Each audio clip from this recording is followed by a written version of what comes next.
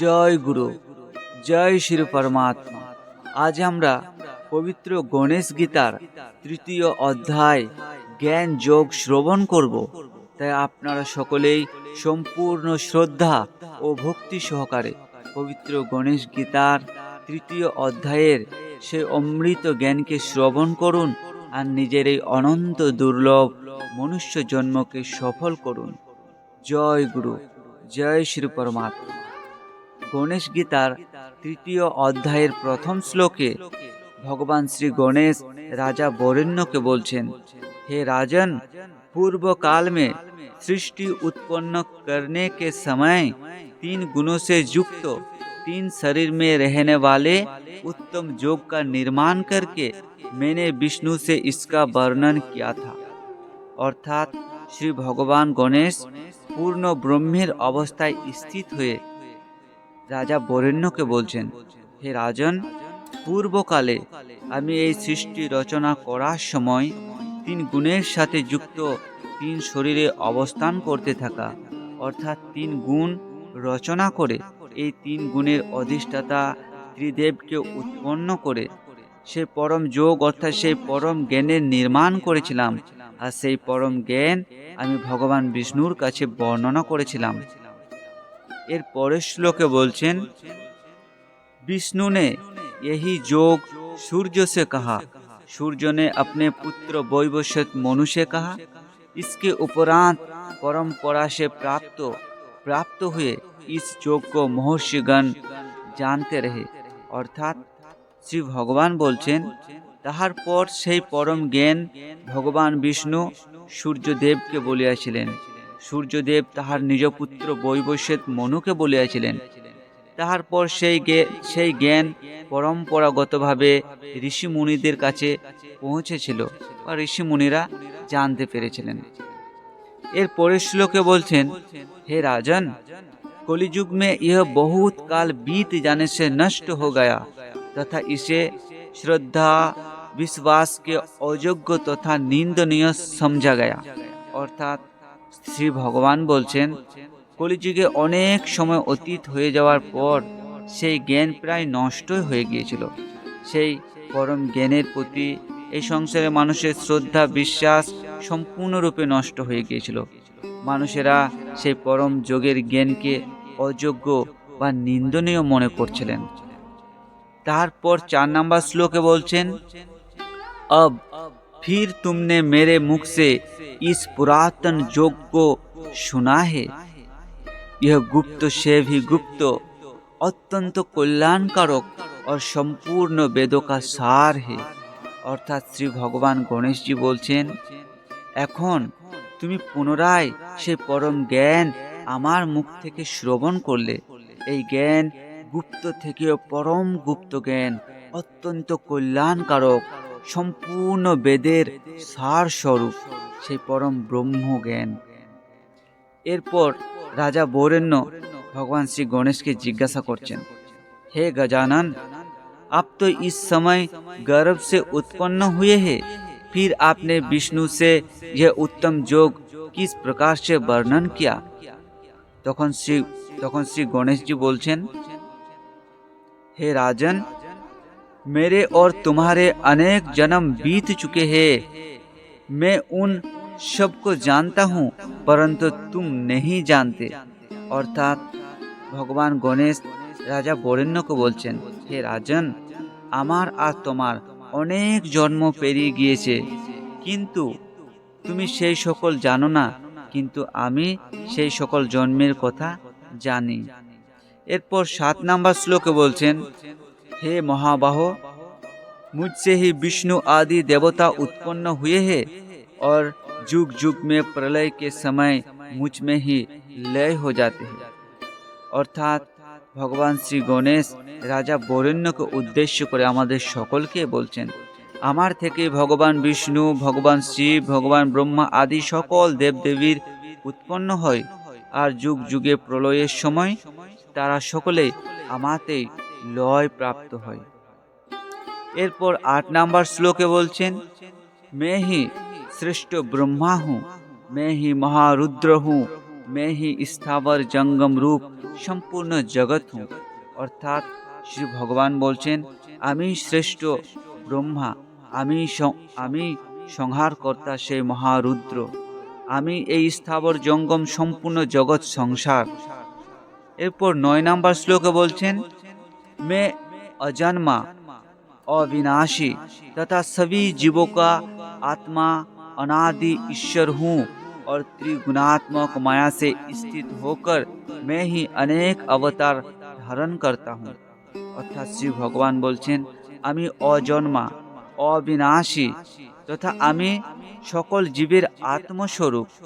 আমি অনাদি যোগের দ্বারা এই ত্রিগুণাত্মক মায়ার মধ্যে স্থিত হয়ে আমি অনেক অবতার রূপে নিজেই নিজেকে সৃষ্টি করি।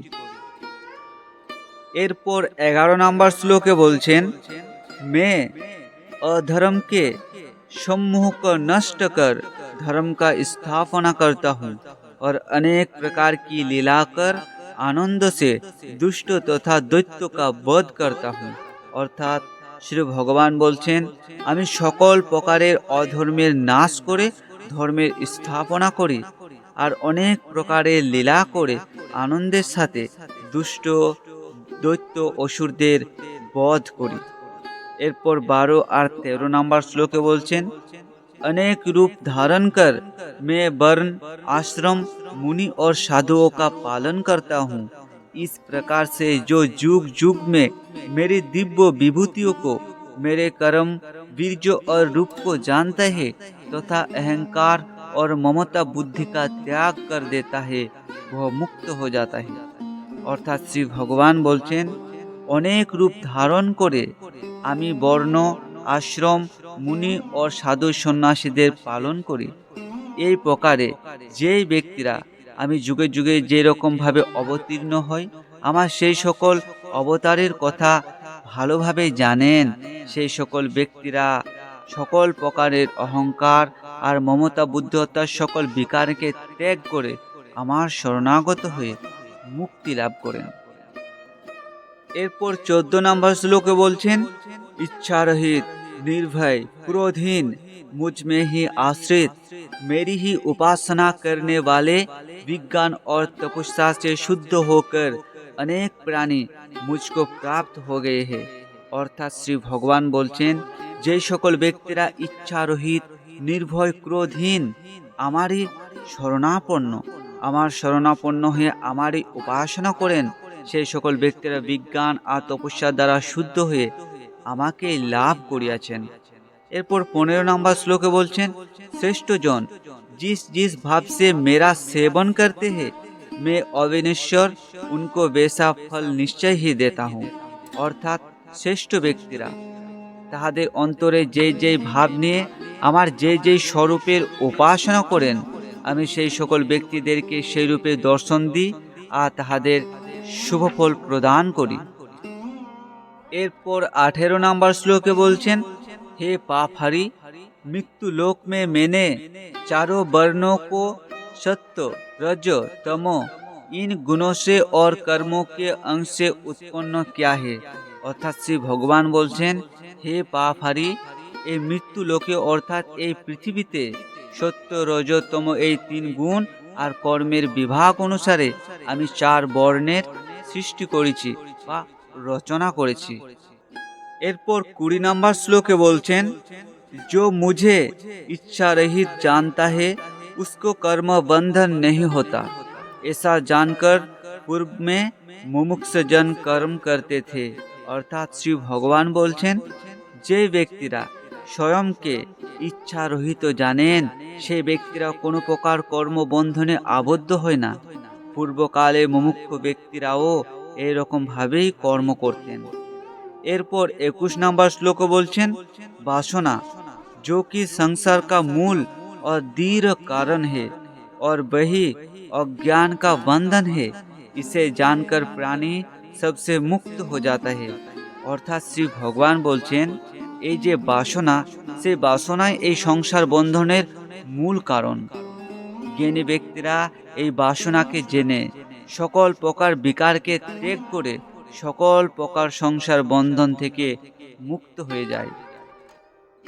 এরপর 27 নম্বর শ্লোকে বলছেন, जो इच्छा रहित आत्मजीत एवं संपूर्ण परिग्रह का परित्याग किए हैं, ऐसे प्राणी यदि घर में रहकर कर्म भी करे तो उन्हें कुछ पाप नहीं लगता।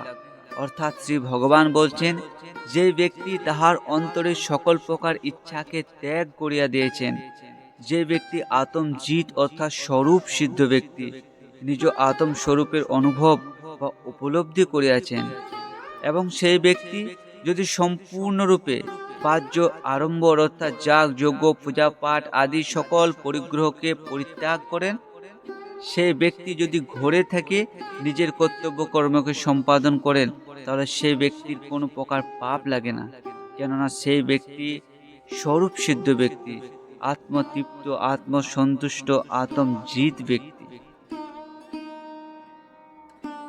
এরপর 38 নম্বর শ্লোকে বলছেন, हे राजन, वेदों में मन वचन कर्म के बहुत प्रकार के यज्ञ वर्णित है, उन्हें पूर्णतया जानकर तुम सारे बंधनों से मुक्त हो जाओगे।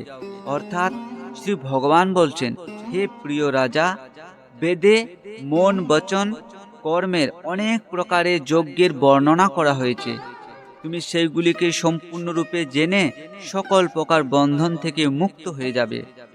এরপর 39 নম্বর শ্লোকে বলছেন, হে রাজন, সব যজ্ঞ মে জ্ঞান যজ্ঞ শ্রেষ্ঠ হে, মুখ্য সাধক জ্ঞান যজ্ঞ মে সব কর্ম ক্ষীণ হো যাতে হে।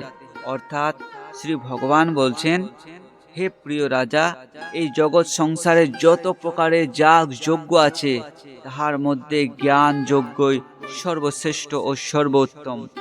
মুখ্য সাধক ব্যক্তিরা সেই জ্ঞান যজ্ঞের দ্বারা তাদের সকল কর্মের নাশ করেন, তাদের সকল কর্মকে ক্ষয় করিয়া দেয়। এরপর 40 নম্বর শ্লোকে বলছেন, हे पुरुषश्रेष्ठ, उस ज्ञान यज्ञ को सत्य पुरुष की सेवा और प्रश्नों से प्राप्त करो, तत्व को जानने वाले ज्ञानी जन तुम्हें शुश्रूषा से उसको कहेंगे। অর্থাৎ শ্রী ভগবান বলছেন, হে পুরুষ শ্রেষ্ঠ, उस ज्ञान यज्ञ को অর্থাৎ সেই পরম জ্ঞানকে সত্য পুরুষের সেবা, সত্য পুরুষ অর্থাৎ স্বরূপ সিদ্ধ সাধু বা সন্তের সেবার দ্বারা, সেই সদ্গুরুর কাছে প্রশ্নের দ্বারা সেই পরম জ্ঞানকে লাভ করো। যে সাধু, যে সন্ত পুরুষেরা সেই পরম জ্ঞানকে জানেন, সেই সাধু সন্ত পুরুষদের সেবা ভক্তির দ্বারা তুমি তাহাদেরকে প্রসন্ন করো, এবং সেই সাধু সেই সন্ত পুরুষেরা তোমার সেবা ভক্তি প্রসন্ন হয়ে সেই পরম জ্ঞান তোমাকে প্রদান করিবেন। এরপর 41 নম্বর শ্লোকে বলছেন, जो मनुष्य अनेक प्रकार की संगति करता है पर किसी साधु की संगति नहीं करता, वो संसार में बंधन को प्राप्त होता है। অর্থাৎ শ্রী ভগবান বলছেন, যে ব্যক্তিরা এই সংসারে অনেক প্রকারের সঙ্গতি করেন কিন্তু সাধু সঙ্গ করেন না, সেই ব্যক্তিরা এই সংসার বন্ধন থেকে কখনোই মুক্তি লাভ করতে পারেন না, তাহারা বন্ধনকেই লাভ করেন। এরপর 42 নম্বর শ্লোকে বলছেন, सत्संग से गुणों की प्राप्ति और आपदा का नाश होता है तथा लोक और परलोक में अपना कल्याण प्राप्त होता है। অর্থাৎ শ্রী ভগবান বলছেন, সেই সৎসঙ্গের দ্বারা মানুষের পরম গুণের প্রাপ্তি হয়, তাহার জীবনের সকল প্রকার আপদ বিপদের নাশ হয়, এবং সেই ব্যক্তি এই লোক এবং পরলোকে পরম কল্যাণ লাভ করেন। এরপর 43 নম্বর শ্লোকে বলছেন, হে রাজন, অন্য সব তো সুলভ है परंतु सत्संग बड़ा दुर्लभ है, जिसके जानने से फिर संसार के बंधन में नहीं आना होता, उसे जानना आवश्यक है। অর্থাৎ শ্রী ভগবান বলছেন, হে প্রিয় রাজন, এই সংসারের সব কিছুই তো সুলভ, সব কিছুই অতি সহজেই পাওয়া যায়, কিন্তু সৎসঙ্গ অত্যন্ত দুর্লভ। কোটি কোটি জন্মের সৌভাগ্যের ফলেই সৎসঙ্গ পাওয়া যায়। जिसके जानने से অর্থাৎ যাহাকে জানার পর, যে পরম জ্ঞানকে লাভ করার পর এই সংসার বন্ধনে আমাদেরকে আর পুনরায় আসতে হয় না, সেই পরম জ্ঞান অর্থাৎ সেই সৎসঙ্গ লাভ করা আমাদের সকলেরই কর্তব্য। এরপর 44 নম্বর শ্লোকে বলছেন, सत्संग से ज्ञान मिलने पर यह सब प्राणियों को अपने में ही देखता है, इससे অতি পাপী প্রাণী भी মুক্ত हो जाता है। অর্থাৎ শ্রী ভগবান বলছেন, যে ব্যক্তি দ্বারা সৎসঙ্গ থেকে পবিত্র জ্ঞান লাভ করেন, সেই ব্যক্তিরা নিজের মধ্যেই এই সম্পূর্ণ জগৎ সংসারের সকল প্রাণীকেই দর্শন করেন। সেই পরম জ্ঞানকে লাভ করে অতি পাপী ব্যক্তিও নিমেষেই মুক্ত হয়ে যায়, তার সকল পাপের নাশ হয়ে যায়। এরপর 45 নম্বর শ্লোকে বলছেন, जिस प्रकार से प्रचंड जलती अग्नि सबको सन में भस्म कर देती है, उसी प्रकार ज्ञान अग्नि में पाप पुण्य दोनों प्रकार से कर्म संग नष्ट हो जाते हैं। অর্থাৎ শ্রী ভগবান বলছেন, যেমন প্রচণ্ড জ্বলতে থাকা অগ্নি তার সামনে আসা সব কিছুকে নিমেষের মধ্যে ভস্ম করে দেয়, ঠিক সেই প্রকার জ্ঞানরূপী অগ্নি মানুষের পাপ পুণ্য সকল কর্মকে নিমেষের মধ্যেই নষ্ট করে দেয়। এরপর 46 নম্বর শ্লোকে বলছেন, हे राजन, ज्ञान के समान और कोई वस्तु पवित्र नहीं है। योग सिद्ध महात्मा उस ज्ञान को যথা स्वयं स्वयं ही প্রাপ্ত করতে हैं। অর্থাৎ শ্রী ভগবান বলছেন, হে প্রিয় রাজা, এই অনন্ত ব্রহ্মাণ্ডে জ্ঞানের সমান আর কোনো কিছুই পবিত্র নয়। সেই যোগ সিদ্ধ মহাযোগী ব্যক্তিরা পরমাত্মার কৃপায় নিজের অন্তরে স্বয়ং সেই জ্ঞানকে লাভ করেন। এরপর 47 নম্বর শ্লোকে বলছেন, इंद्रियों को बस में करने वाला भक्तिमान तत्पर पुरुष ही ज्ञान को प्राप्त कर सकता है, और ज्ञान प्राप्त होने से थोड़े समय में ही वह मुक्ति को प्राप्त हो जाता है। অর্থাৎ শ্রী ভগবান বলছেন, ভক্তিমান, যে সকল ভক্তিমান ইন্দ্রিয় সংযমী ব্যক্তিরা আছেন, যে সকল ব্যক্তিরা তৎপর ব্যক্তি, সেই সকল ব্যক্তিরাই সেই পরম জ্ঞানকে লাভ করেন, এবং সেই জ্ঞান লাভ হওয়ার কিছু সময়ের মধ্যেই সেই ব্যক্তিরা সেই মুক্তি পদকে লাভ করেন। এরপর 47 নম্বর শ্লোকে বলছেন, इंद्रियों को बस में करने वाला भक्तिमान तत्पर पुरुष ही ज्ञान को प्राप्त कर सकता है, और ज्ञान प्राप्त होने से थोड़े समय में ही वह मुक्ति को प्राप्त हो सकता है। অর্থাৎ শ্রী ভগবান বলছেন, যে ব্যক্তি ভক্তিমান এবং নিজের ইন্দ্রিয়কে বশীভূত করে নিয়েছেন, তৎপর অর্থাৎ মুমুক্ষু ব্যক্তিরাই সে পরম জ্ঞানকে লাভ করতে পারেন, এবং যে ব্যক্তিরা সে পরম জ্ঞানকে লাভ করে নিয়েছেন, সেই ব্যক্তিরা কিছু সময়ের মধ্যেই সে পরম পদ অর্থাৎ মুক্তিকে লাভ করেন।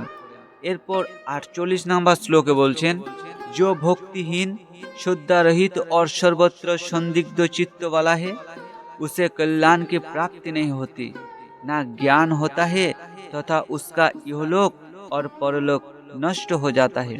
অর্থাৎ শ্রী ভগবান বলছেন, যে ব্যক্তি ভক্তিহীন শুদ্ধারহিত, যার অন্তর সর্বত্রই সংশয়াকুল, যে সদা সর্বদাই সন্দেহে আচ্ছন্ন থাকে, সে ব্যক্তি কোনো রকমভাবে কল্যাণ লাভ করতে পারেন না। আর জ্ঞান না হওয়ার কারণে সেই ব্যক্তি না ইহলোক না পরলোক কোনো লোকেই সুখ আর শান্তি লাভ করতে পারেন না, তার সকল লোকই নষ্ট হয়ে যায়। এরপর 49 নম্বর শ্লোকে বলছেন, हे राजन, जो आत्मज्ञान में रत है, जिन्होंने ज्ञान से सभी संदेह दूर कर लिए हैं, तथा योग में स्थित होकर जिसके कर्म क्षीण हो गए हैं, वे बंधन में नहीं पड़ते। অর্থাৎ শ্রী ভগবান বলছেন, যে ব্যক্তি নিজ আত্মজ্ঞানেই রত, অর্থাৎ নিজ আত্মাতে সন্তুষ্ট, নিজ আত্মাতে প্রীত, নিজ আত্মা আনন্দেই রয়, যে ব্যক্তি নিজ আত্মজ্ঞানের দ্বারা তার অন্তরের সকল সন্দেহকে দূর করে দিয়েছেন, আর সেই নিজের আত্মজ্ঞানে স্থিত হয়ে তাহার সকল কর্মকে ক্ষয় করে দিয়েছেন, সেই ব্যক্তিকে আর কখনোই বন্ধনে পড়তে হয় না। অর্থাৎ সেই ব্যক্তি সদা সর্বদার জন্য এই জন্ম মৃত্যু 84 বন্ধন থেকে মুক্তি লাভ করেন। এরপর 50 নম্বর শ্লোকে বলছেন, इस कारण ज्ञान रूपी खड्ग से मन के अज्ञान तथा संशय को बलपूर्वक काटकर मनुष्य को योग का आश्रय लेना उचित है। অর্থাৎ শ্রী ভগবান বলছেন, সেই কারণেই এই সংসারের সকল ব্যক্তির উচিত সেই জ্ঞানরূপী অস্ত্রের দ্বারা মনের সকল অজ্ঞানতা ও সংশয়কে জোর করে কেটে সকল মনুষ্যেরই সে পরম যোগে আশ্রয় নেওয়া উচিত। জয় গুরু। তো এখানেই পবিত্র গণেশ গীতার 3য় অধ্যায় জ্ঞান যোগ সম্পূর্ণ হইল। তাই আপনারা সকলেই এই পবিত্র জ্ঞানকে বারবার শ্রবণ করুন আর নিজের এই অনন্ত দুর্লভ মনুষ্য জন্মকে সফল করুন। জয় গুরু, জয় শ্রী পরমাত্মা।